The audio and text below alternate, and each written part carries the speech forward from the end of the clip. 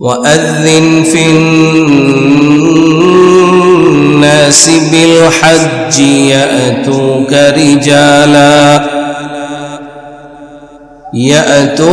رجالا وعلى كل ضامر يأتين من كل فج عميق।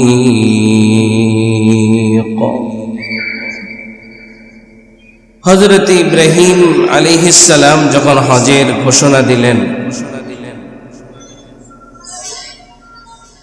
প্রথমে ইব্রাহিম আলাইহিস সালাম বলেছিলেন, আল্লাহ, আমি এখান থেকে এলান দিব এই জনমানবহীন শূন্য এই পাহাড়ে দাঁড়িয়ে যে আমি এলান দিব, আমার আওয়াজ কত দূরই বা যাবে, কতটুকুনি বা মানুষ শুনবে। আল্লাহ রাব্বুল আলামিন বলে দিলেন, আমার অর্ডার তুমি এলান দিবে, পৌঁছিয়ে দেবার দায়িত্ব আমি আল্লাহ। রাসূল করিম সাল্লাল্লাহু আলাইহি ওয়াসাল্লাম বলেন, সেদিন ইব্রাহিম আলাইহিস সালাতু ওয়াসালামের এলানে,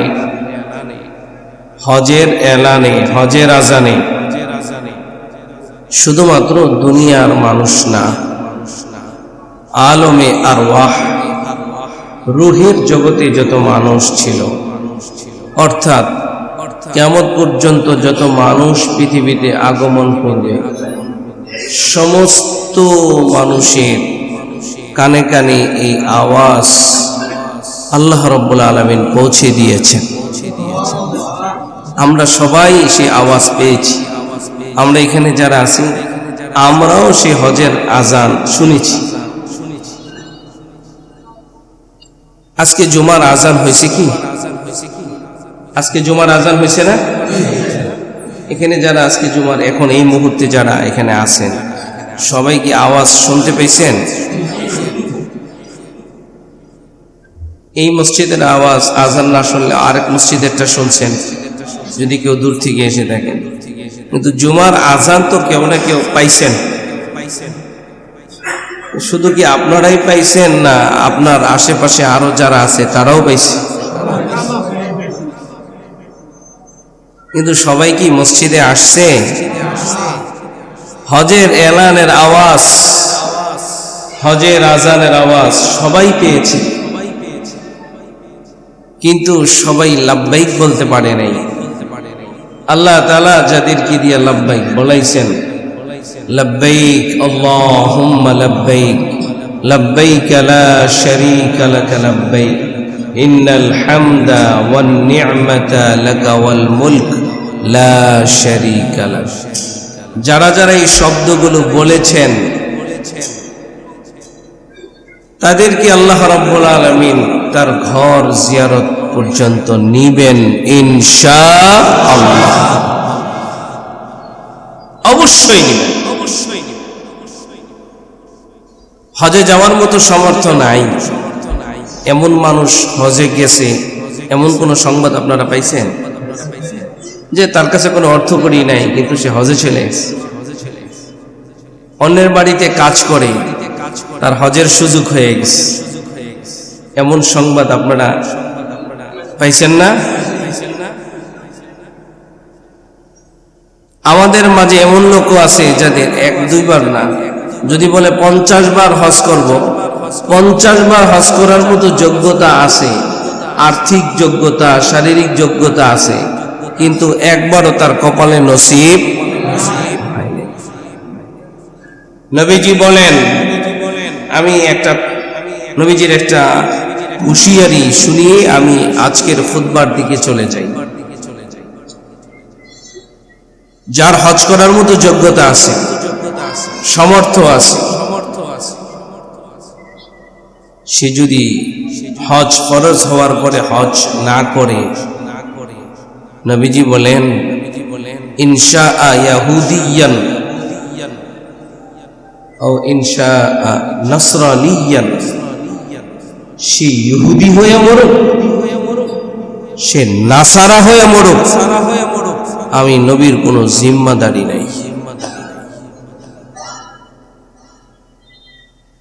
আপনি চিন্তা করতেছেন মেয়ে বিয়ে দিয়ে হজ করবেন, আপনি ছেলেটাকে বিয়ে করিয়ে তারপরে হজ করবেন, দোকানটা উদ্বোধন করে একটা ব্যবসা বাণিজ্য দিয়ে তারপরে হজ করবেন। আপনি আপনার মেয়েকে বিবাহ দেওয়া পর্যন্ত আপনার হায়াত আছে না নাই, গ্যারান্টি আছে?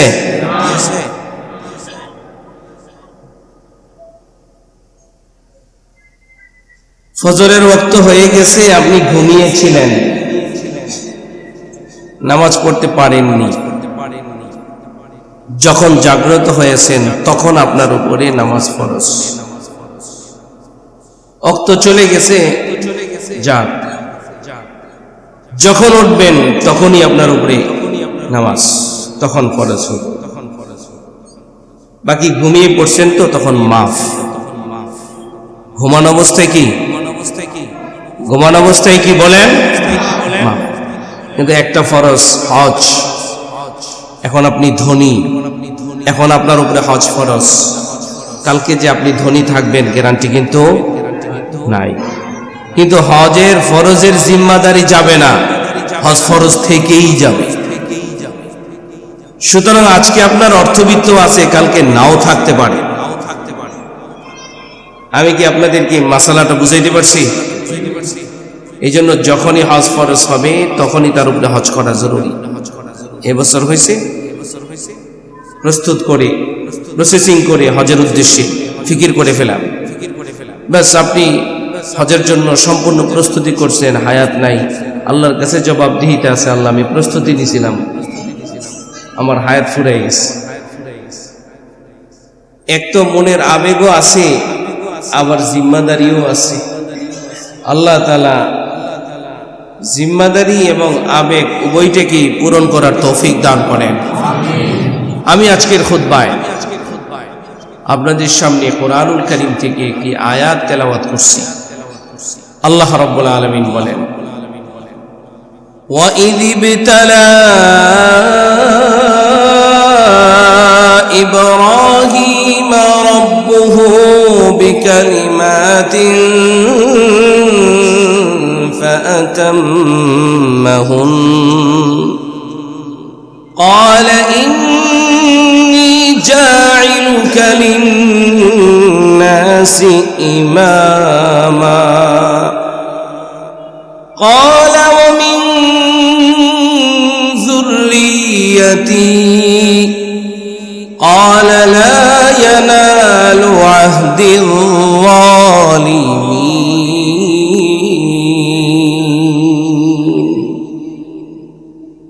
আল্লাহ রাব্বুল আলামিন এই আয়াতে ইরশাদ করেন, وَإِذِ ابْتَلَى إِبْرَاهِيمَ, ওই সময়ের কথা স্মরণ করুন যখন ইবতালা ইব্রাহিমা রব্বুহু,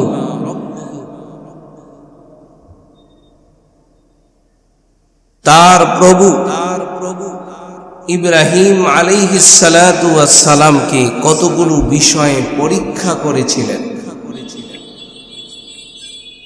ইবতালা ইব্রাহিমা, ইব্রাহিমকে পরীক্ষা করা হয়েছিল, পরীক্ষা করেছিল রব্বুহু, তার প্রভু। বলেন ইব্রাহিম আলাইহিস সালাতু ওয়াস সালামের প্রভু কে? আঙ্গুল উঠায়া বলা যাবে? সোজা করে, একেবারে আঙ্গুল সোজা করে, হাতেই পাবে না, এইভাবে বলেন আমাদের প্রভু কে? আল্লাহ কবুল করেন। যারা যারা আঙ্গুল উঠাইছেন, মৃত্যুর সময় আল্লাহ তাআলা আমাদেরকে ঈমানের সাথে মৃত্যু নসিব করেন। কারণ আঙ্গুল উঠিয়ে আল্লাহকে সাক্ষী দেওয়া ঈমান নিয়ে মৃত্যুবরণ করার একটা আলামত। এই জন্য কষ্ট করাইলাম। এবং মাঝে মাঝে বাড়িতে বসে, বাড়ির ছাদে অথবা উঠোনে, এমনিতেই কখনো কখনো দাঁড়িয়ে দাঁড়িয়ে আল্লাহকে সাক্ষী দেওয়া, আমার প্রভু আল্লাহ, আসমানের মালিক আল্লাহ, এভাবে আঙ্গুল উঠিয়ে উঠিয়ে সাক্ষী দেওয়া চাই। কারণ পয়গম্বর বলেন, মৃত্যুর সময় যে ব্যক্তি তার আখেরি কালাম হবে লা ইলাহা, নবীজি বলেন ফাদখালাল জান্নাহ, সে জান্নাতে যাবে। তো মৃত্যুর সময় আমি কথা বলতে পারবো, কালিমা পড়তে পারবো, গ্যারান্টি আসেনি? কতজনের মৌত তো আমরা এমনও দেখছি যে মৌতের সময় তার জবান বন্ধ হয়ে গেছে, 10 দিন ধরে বিছানায় শোয়া, কথা বলতে পারে না, 1 মাস বিছানায় শোয়া, কথা বলতে পারে না, আছে না? কিন্তু অনেকেই যায়, নাতি যায়, ছেলে যায় বলে, বাবা আমারে চিনেন না, আমি আপনার ছোট ছেলে। তখন বাবা চিনে, কথা বলতে পারে না, চোখের পানি ফেলে দেয়। দাদা নাতিকে চিনে কিন্তু কথা বলতে পারে না, চোখের পানি ছেড়ে দেয়। মাঝে মাঝে এমন আবেগ ঘন মুহূর্ত কোনো ঘরে এমন পরিবেশের সৃষ্টি হয় কি হয় না? ঠিক ওই মুহূর্তেও যদি মৃত্যুবরণ করে, কালিমা পড়তে পারে না, জবান বন্ধ, যদি আঙ্গুলের ইশারা, যদি আঙ্গুলটা উঠিয়ে দেয়, তা আল্লাহ রাসূল সাল্লাল্লাহু আলাইহি সাল্লাম বলেন তার মরণটা ঈমানের উপরে হবে। মান কামা তাদিনু তুদানু, যেমন কর্ম তেমন ফল। এটা প্রবাদ বাক্য আছে, যেমন কর্ম তেমন ফল। মাঝে মাঝে আমরা শুনতে পাই মৃত্যুর সময় ছেলে মেয়েকে বাপ মা বলে যে আমাকে আঙ্গুল দিয়ে বুঝায় যে আমাকে একটা সিগারেট এনে দাও। মৃত্যুর সময় আমার পরিচিত জনদের মধ্যে একজনের মৃত্যুর খবর আমি পাইলাম। সে তার সন্তানকে বলছে, সে তো খুব সিগারেট খাবার খুব বদঅভ্যাস ছিল, মৃত্যুর সময় বলতেছে, এই দূরের না, আশেপাশে, বেশি দূরের ঘটনা না, এই সদরের আশেপাশে। তো ছেলেকে বলতেছে আমাকে একটা সিগারেট। তো আমাকে তার ছেলে বলতেছে যে হুজুর, আব্বা এমন করে চাইতেছে মৃত্যুর সময়, মানে খুব দাপড়াদাপড়ি করতেছে যে আমার একটা সিগারেট দে, একটা সিগারেট। তখন কি করব হুজুর, বাবার শেষ আশাটা, একটা সিগারেট তারে ধরাইয়া দিছি, একটা টান দিছে, ওই একটা নেই শেষ হয়ে গেছে, একটা নেই শেষ। আচ্ছা, যেমন কর্ম তেমন অভ্যাস ছিল।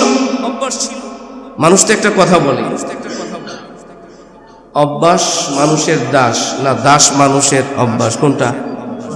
অভ্যাস মানুষের। আমি যা অভ্যাস করব তাই হবে। আমি আল্লাহকে আঙ্গুল দিয়ে ইশারা করব, মৃত্যুর সময় আমার এই অভ্যাসেই ঈমান আমাকে নসিব করবেন কে? এই জন্য মাঝে মাঝে এই অভ্যাসটা করব। তাশাহুদের মধ্যে আঙ্গুল দিয়ে আমরা বলি কিনা, আশহাদু আল্লাহ ইলাহা ইল্লাল্লাহ, আঙ্গুলের ইশারা, আল্লাহকে সাক্ষী দেওয়া। নামাজের মধ্যে আঙ্গুল উঠে সাক্ষী আছে না নাই? মাঝে মাঝে আমরা আল্লাহকে সাক্ষী দেব ইনশাআল্লাহ। আল্লাহ তাআলা আমাদেরকে কবুল করেন, বলেন আমিন। আল্লাহ রাব্বুল আলামিন বলেন, ওই সময়ের কথা স্মরণ করুন যখন ইব্রাহিম আলাইহিস সালাতু ওয়াস সালামকে পরীক্ষা করা হলো, তার প্রভু পরীক্ষা করল। কি? বিকালিমাতিন, কতগুলো বিষয়, অনেকগুলো পরীক্ষা। কয়েকটা পরীক্ষা, 1-2টা পরীক্ষা না, অনেকগুলো পরীক্ষা করেছেন ইব্রাহিম আলাইহিস সালাতু ওয়াস সালাম। আল্লাহ রাব্বুল আলামিন নিজেই আবার পরীক্ষা করার পরে নিজে আবার নাম্বার দেন।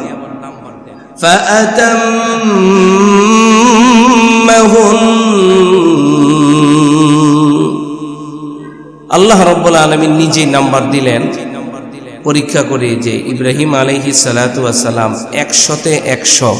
সুবহানাল্লাহ।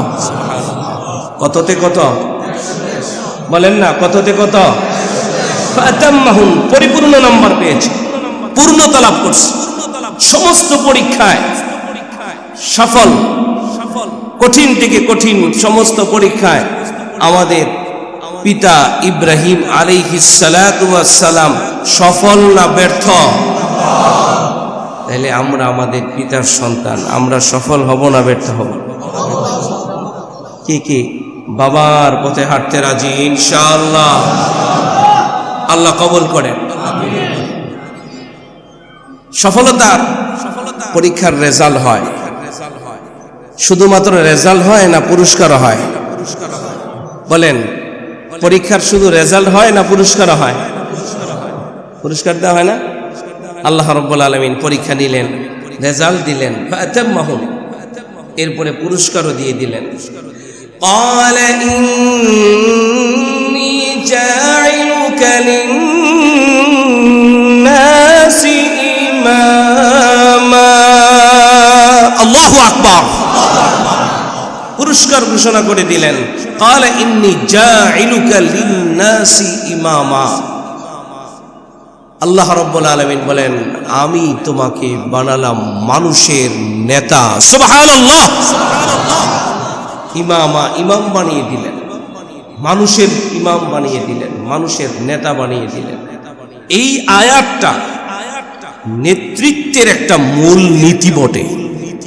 আমি ওই অ্যাঙ্গেলে আজকে তাফসীর করব না, আমি ভিন্ন দিকে কথা বলছি। কয়েকটা, আমি প্রায় 10টা তাফসীর দেখে এসেছি। 10টা নেতৃত্বের যে মূল নীতি আছে, রাষ্ট্র পরিচালনার যে মূল নীতি আছে, এই আয়াত থেকেই বের হয়।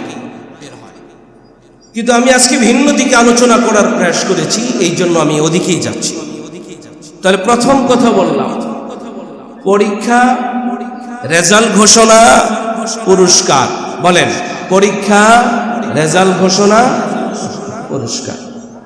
তাহলে বোঝা গেল, রেজাল্ট যদি ভালো করতে হয়, নাম্বার যদি ভালো পেতে হয়, আগে ছাত্র হতে হবে, পরীক্ষা দিতে হবে।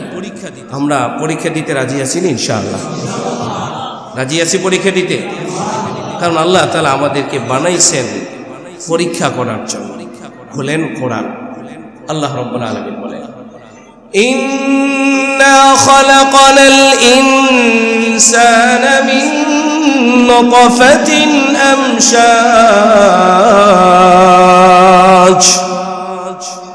নাবতালিহি ফাজআলনাহু সামিআন বাসীরা। আল্লাহ রাব্বুল আলামিন বলেন, আমি মানুষকে এক ফোঁটা ভেজাল, খালাত মালাত, এক ফোঁটা ভেজাল নাপাক পানি থেকে মানুষ সৃষ্টি করেছি। কেন? নাবতালিহি, আমি তাকে পরীক্ষা করব। আমাদেরকে পরীক্ষা করবেন কে? আরেক আয়াত খুলেন, সূরাতুল মুলুক। الذي خلق الموت والحياة ليبلوكم أيكم أحسن عملا।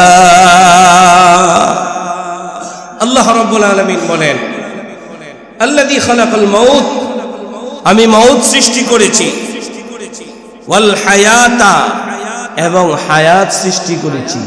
আচ্ছা বলেন, আগে জীবন না আগে মরণ? আমরা আছি আগে জীবনে, পরে মরণে যাচ্ছি। কিন্তু আল্লাহ তাআলা এই আয়াতে আগে বলছেন মরণ, পরে বলছেন জীবন। আগে বলছেন, তার মানে হইল মরার পরে যে জীবনটা হবে ওটাই আসল। এখন আমরা আছি নাটকের ঘরে, নাটক মঞ্চে আছি, আমরা নাটকের মঞ্চে। আমাল হায়াতুদ দুনিয়া ইল্লা মাতাউল গুরুর, আমরা ধোঁকার মধ্যে আছি। নাটক একটা ধোঁকা। নাটক কি? বলেন, নাটক কি? ধোঁকা। 1 ঘন্টার ফিল্মে পুরো জীবন ইতিহাস দেখায় দেয়, আধা ঘন্টার নাটক করে পুরো একটা চিত্র তুলে ধরে। আসলে কি আধা ঘন্টায় কি পুরা 10 বছরের চিত্র তোলা ধরে সম্ভব? ধোঁকা, ধোঁকা। আল্লাহ নিজেই বলেন, ওয়ামাল হায়াতুদ দুনিয়া ইল্লা মাতাউল গুরুর। দুনিয়া হইল ধোঁকা। বলেন, দুনিয়া হইল এই যে একটা দিনের মতো। ওয়াল আসর, সময়ের কসম, রাত আর দিনের কসম। সকাল হলো জীবনের সূচনা, এরপরে কিশোর, এশরাকের সময়, এরপরে চাষতের সময়, যৌবন, এরপরে আরেকটু পৌঢ়, আরেকটু বৃদ্ধ, আরেকটু আরজালে অমর, আরেকটু সন্ধ্যা মৃত্যু, ঠিক কিনা বলেন? একটা দিনের মতো আমাদের ধোকার মধ্যে আছে। বিকেল বেলা কখন যে সন্ধ্যা হয়, আপনি খোলা আকাশের নিচে আছেন, আলোতে আছেন, কখন যে অন্ধকার ছেয়ে যাচ্ছে এটা কি বোঝা যায়? গতকালকে আমার মা আমার দিকে তাকিয়ে বলতেছে, তুই দি বুড়ো হয়ে গেছিস গা, তোর দাড়ি পেকে গেছে গা, মোষ পেকে গেছে। আমার মা আমার বলতেছে, কারণ যখন ছোট্ট ছিলাম তখন মাকে দেখতাম যে কতটুকুন হয়েছে, কোমর পর্যন্ত হয়েছে, বলে এরপরে কাঁধ পর্যন্ত হয়েছে, বলে এখন আমি থাকতেই তোদের চুলদারি পেকে যাইতেছে। কখন যে সময় চলে যায় এটা কি বলা যায়? কখন যে অন্ধকার ছিল বলা যায় না। তাহলে আবার একটু বলেন, আমাদের পিতা ইব্রাহিম আলাইহিস সালাতু ওয়াস সালাম পাস করছেন না ফেল করছেন? পুরস্কার হিসাবে আল্লাহ তাআলা দিলেন নেতৃত্ব। পুরস্কার হিসাবে আল্লাহ তাআলা কি দিলেন? নেতা বানালেন। তাহলে নেতা হওয়ার জন্য পরীক্ষায় পাশ করতে হয়। নেতা হওয়ার জন্য পরীক্ষায় কি করতে হয়? পাশ করতে হয়। আমরা আমাদের পিতা ইব্রাহিম আলাইহিস সালাতু ওয়াস সালাম যে পরীক্ষায় পাশ করছেন, আমরাও সেই পরীক্ষায় পাশ করতে চাই। রাজি আছেন ইনশাআল্লাহ? তাহলে এবার আমরা কি কি পরীক্ষা নিলেন আল্লাহ তাআলা, সেই পরীক্ষার দিকে একটু তাকাই। সেই পরীক্ষার্থী হওয়ার জন্য তো পৃথিবীতে আসতে হবে আমাদের পিতার আগে। এই জন্য আমি এই সপ্তাহে আপনাদের কাছে খুব সংক্ষেপে ইব্রাহিম আলাইহিস সালাতু ওয়াস সালাম পৃথিবীতে আগমনের একটা ছোট্ট ইতিহাস বয়ান করতেছি। পৃথিবীতে আগমনের ইতিহাস। যত নবী এসেছেন পৃথিবীতে, সমস্ত নবীরা পৃথিবীতে আগমনের মধ্যে থেকে দুইজন নবী পৃথিবীতে আসার আগেই জালেম বাদশা দুইজন নবীকে পৃথিবীতে আসার আগেই বাধা প্রদান করেছে। আসার পরের থেকে না আসার আগের থেকে, যাতে করে দুইজন নবী পৃথিবীতে আসতে না পারে। কেন? কারণ তিনি আসলেই নেতৃত্ব থাকবে না। কেন? তিনি আসলেই তার রাজত্ব থাকবে না। কেন? তিনি আসলেই তার রাজত্ব খান হয়ে যাবে, নেতৃত্ব শেষ হয়ে যাবে। নেতৃত্বকে বাঁচানোর জন্য জালেমরা খুন করেছে, হত্যা করেছে। দুইজন নবী পৃথিবীতে আসার আগে শত শত নয়, হাজার হাজার লক্ষ লক্ষ নবজাতক শিশুকে হত্যা করেছে দুইজন নবী পৃথিবীতে আসার আগে, যাতে করে আসতে না পারে।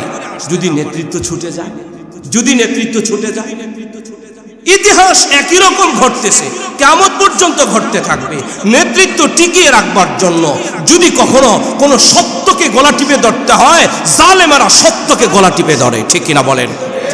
সেই নমরুদের কায়দায়, সেই ফেরাউনের কায়দায় এটাই চলছে জাতির ইতিহাস। আমরা ইতিহাসের দিকে পিছনে যদি তাকাই, যতগুলো ইতিহাসের দিকে তাকাবেন, ব্রিটিশের ইতিহাসের দিকে তাকাবেন, ইংরেজদের ইতিহাসের দিকে তাকাবেন, আমাদের বাংলাদেশের পিছনে চলে যান, ইতিহাসের দিকে তাকাবেন, তাকিয়ে দেখবেন নিজের নেতৃত্ব ঠিক রাখার জন্য, নিজের চেয়ারকে ঠিক রাখার জন্য মাঝে মাঝে কোনো জালেমেরা, বাদশারা, নেতারা সত্যর টুটি চেপে ধরে, ঠিক কিনা বে ঠিক? চলছে এটা কি হতে দেওয়া যাবে? বলেন, এটা আপনাদের বিবেক থেকে বলেন, বিবেকের তাড়নায় বলেন, সত্যের সন্ধানে বলেন। যারা সত্যের সন্ধানী হয়, আল্লাহ রাব্বুল আলামিন তাদের হায়াত বাড়ায় দেন।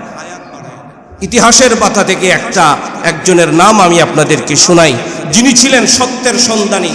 এই উম্মতের বয়স 60 থেকে 65 অথবা 80, 90, 110, 20, কিন্তু এই উম্মতের মধ্যে একজনের বয়স হয়েছিল, ঐতিহাসিকরা বলেন, কেউ বলেন 250 বৎসর, কেউ বলেন 350 বৎসর সেই হায়াত পেয়েছিল।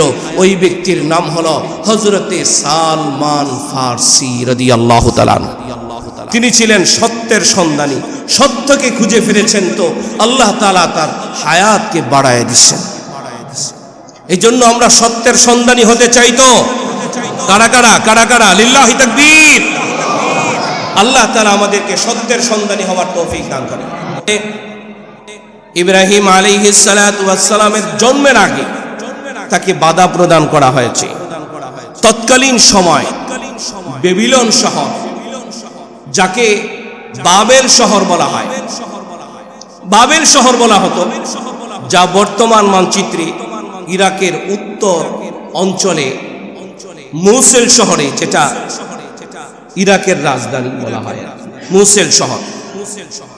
ওই জায়গা, ওই উত্তর অঞ্চলে এখনো পর্যন্ত সেই নমরুদের পুরাতন একটা রাজপ্রাসাদ আছে। এখন ওইটাকে জাদুঘর করে রেখে দিয়েছে মানুষকে বুঝাবার জন্য, মানুষ দেখার জন্য যায়। ইরাকের উত্তর অঞ্চলে যেটা বাবেল শহর, যাকে বেবিলনও বলতে পারেন, ওই জায়গার বাদশা ছিল তৎকালীন সময়ে নমরুদ।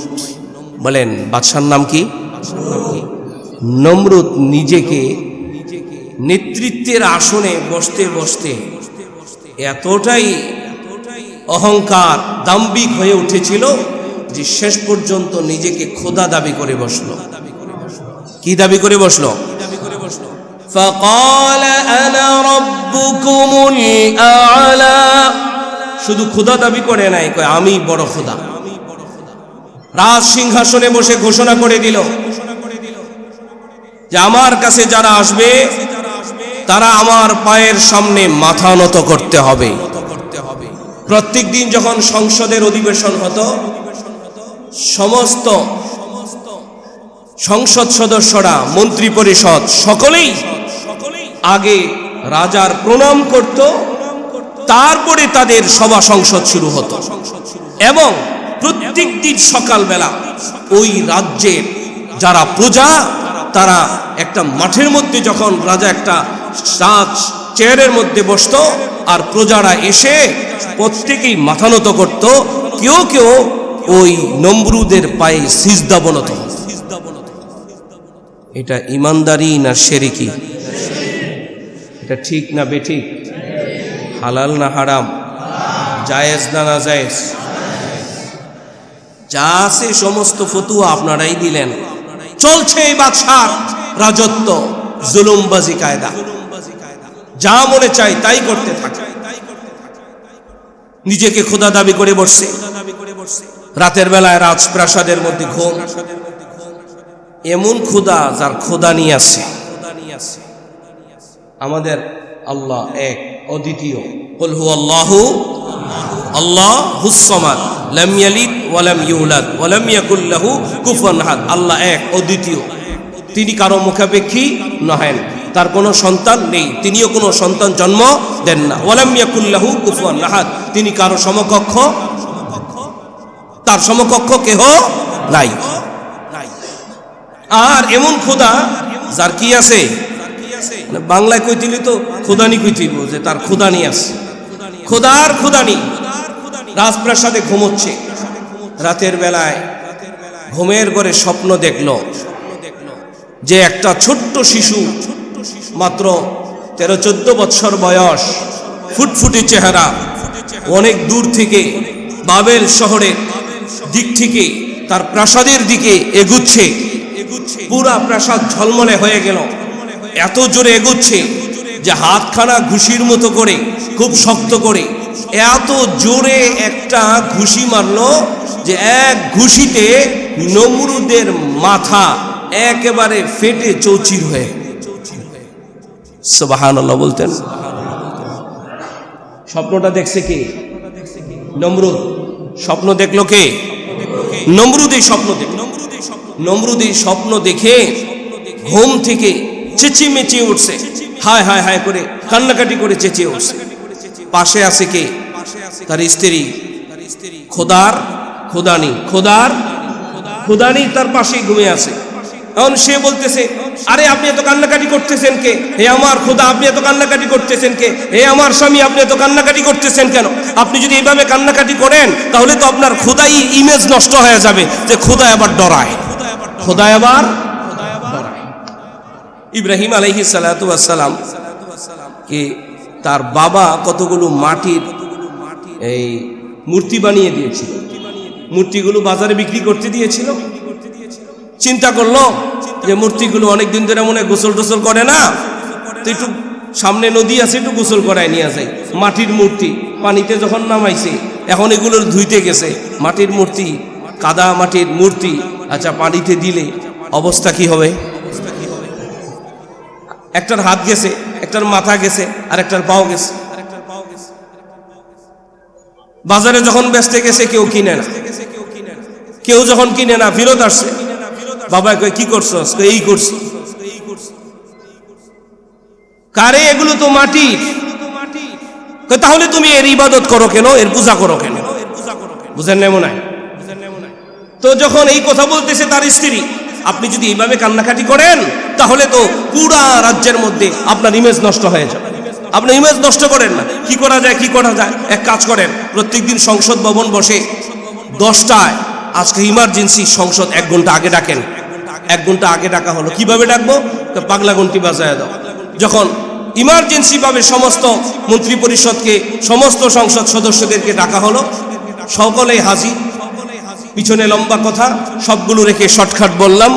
সবাই সংসদ ভবনে হাজির, রাজাও হাজির।